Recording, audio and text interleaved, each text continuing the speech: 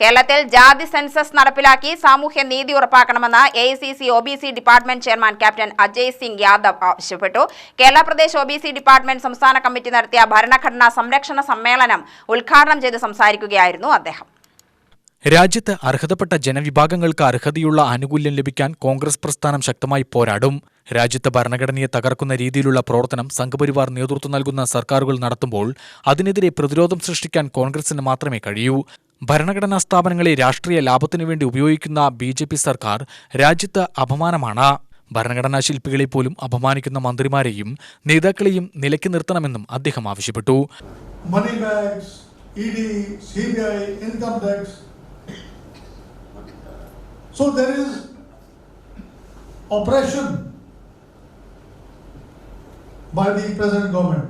There is mob lynching of the Dalits, minorities, on minor issues, which is a very dangerous trend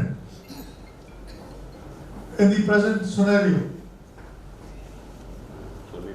They will bring about riots in the name of religion. Now, few days back, the chief of RSS, Bhagwat, he said that we got our independence only on the day on which the Ram temple was made.